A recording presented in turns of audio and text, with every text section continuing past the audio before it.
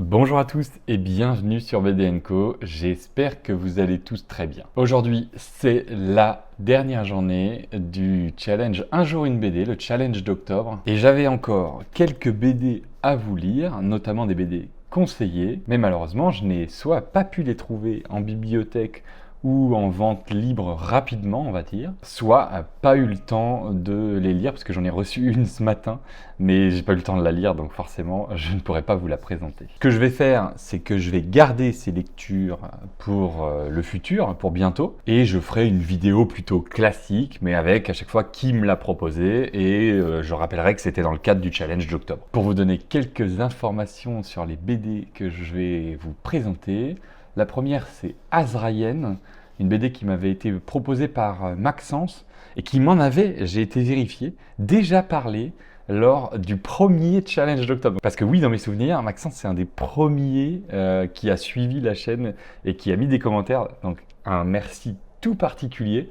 J'avais mis Azraïen dans ma liste d'envie il y a très longtemps et j'espérais en fait la trouver en occasion, mais je ne l'ai jamais trouvée. Puis, j'ai pas pensé à le prendre à la bibliothèque.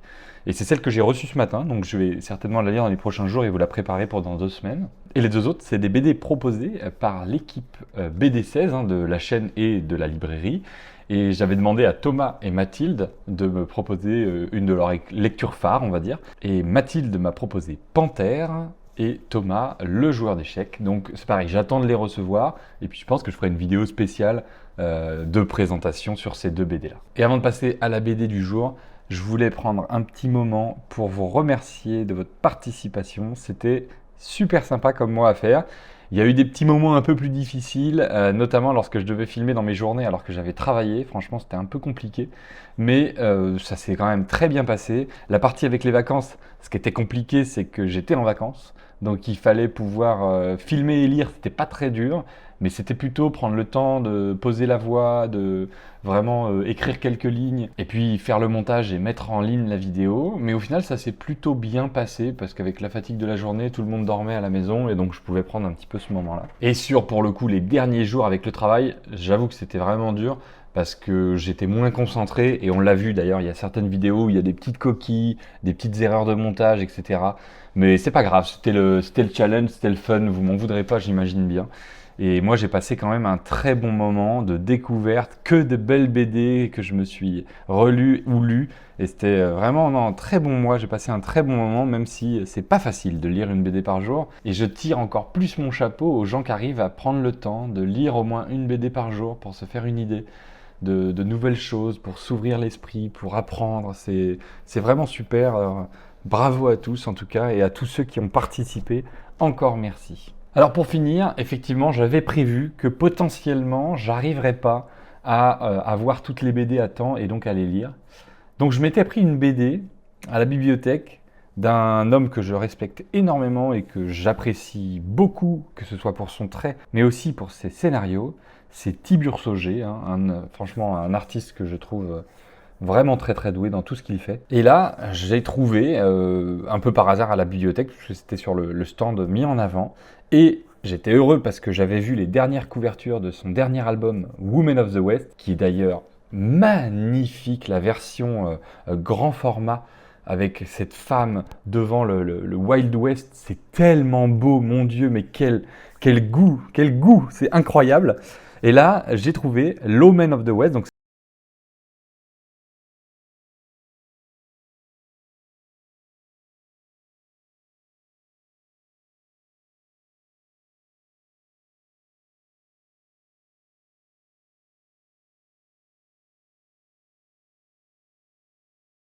dessinateurs plus doués les uns que les autres, avec cette fois-ci Armand, Astier, Bertaille, Bess, Gastine, Guérino, Hirn, Jeff, Meyer, Milano, Mounier, Regnault, Rouge et tout l'autre. Bref, que des très grands noms du dessin et en plus des très grands noms du western. Donc autant vous dire qu'il y en a pour tout le monde. C'est comme dans tous les Go West, en vrai, il est tellement doué d'arriver à mettre en œuvre tout ça avec toutes ces personnes différentes. Et encore une fois, l'Omen of the West, ça fait mouche. Pour le scénario, on est donc sur une histoire fil rouge. Cette fois, ça va être 2 bandits qui ont tué un journaliste. Et ce journaliste avait en fait un sorte de livre, un document qu'il était en train d'écrire sur les héros de l'Ouest sauvage, une chronique des héros et des marshals, quoi. Et le jeune va lire au petit vieux toute la chronique, entre guillemets, de ces héros-là. Et en fait, chaque chronique va être dessinée par un nouveau dessinateur et toujours scénarisée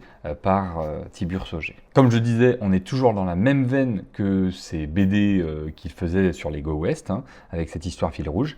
Mais cette fois, elle fonctionne encore très bien. J'avais été un peu moins emballé par la manière de faire sur le Gunman of the West, même si ça marchait bien, hein, mais j'avais trouvé ça un petit peu moins bien. Mais là, je trouve que ça a très bien fonctionné, avec tout un ton d'humour qui est apporté dans cette lecture entre les différents chapitres.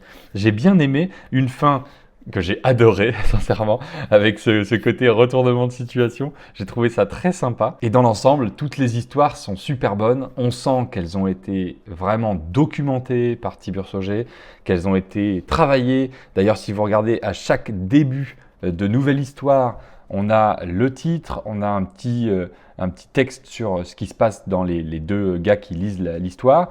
On a en quelle année ça s'est passé. Et puis, on a une map des États-Unis avec dans quel coin ça s'est passé. Bref, ça fonctionne très bien et c'est en plus très intéressant. Sincèrement, le scénario est maîtrisé de bout en bout, hein. On a chacune des histoires qui est toute plus intéressante que les unes que les autres.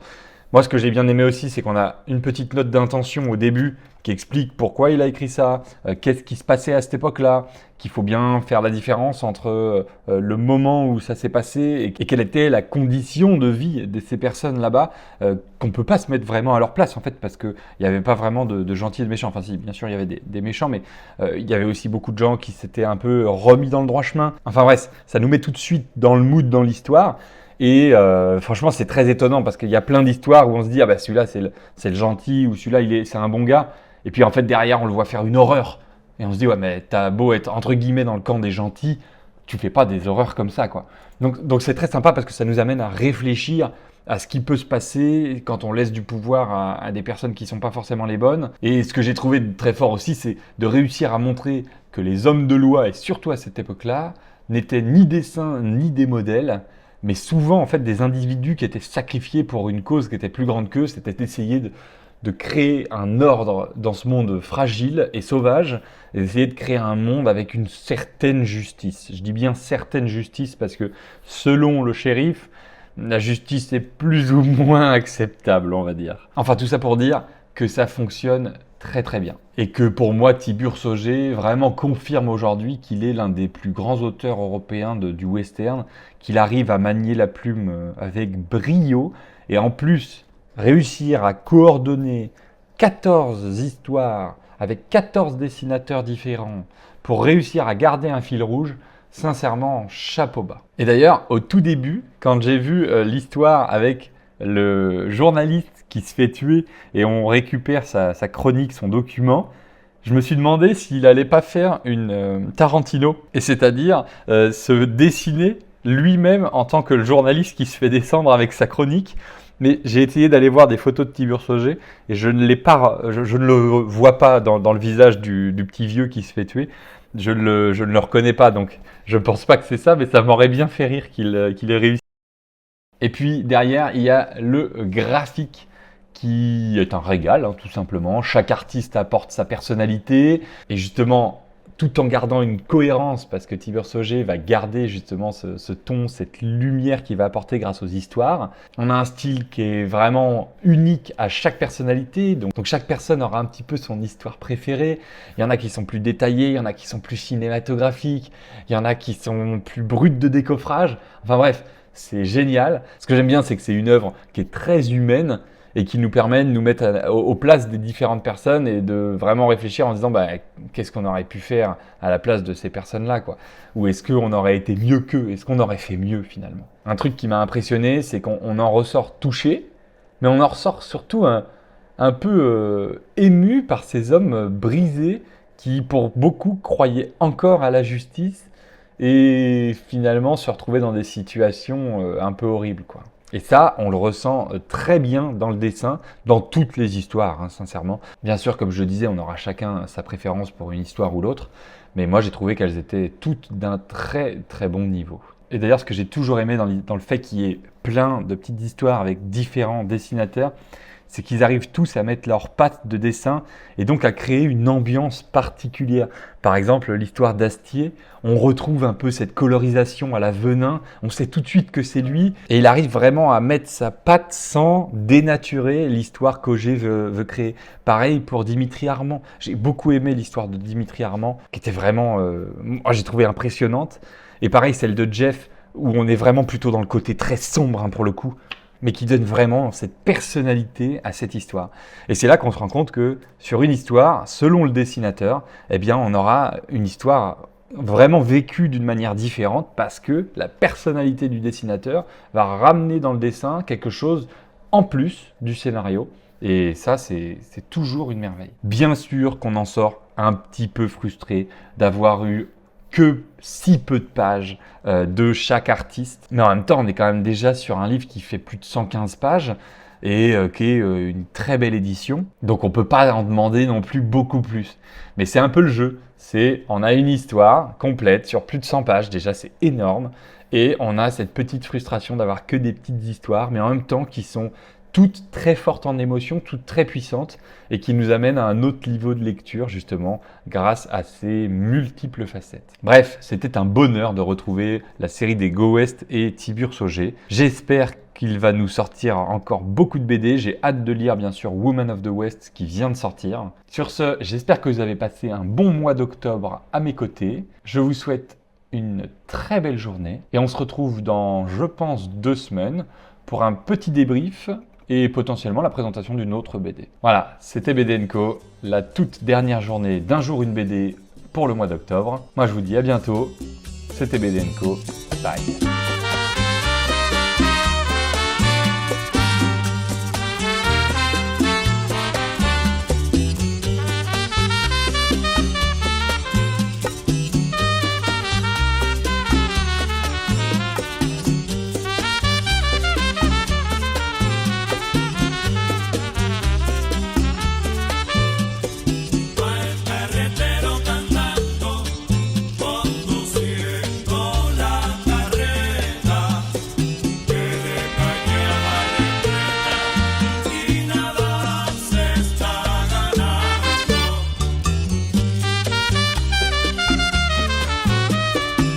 Cual montuno de platanal, haciendo la caña prisa, convirtiéndola en guarapo, se ve a lo lejos el central.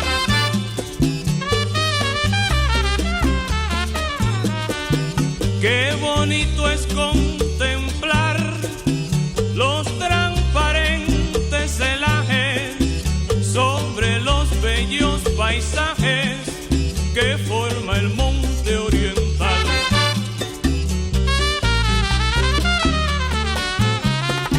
Sepa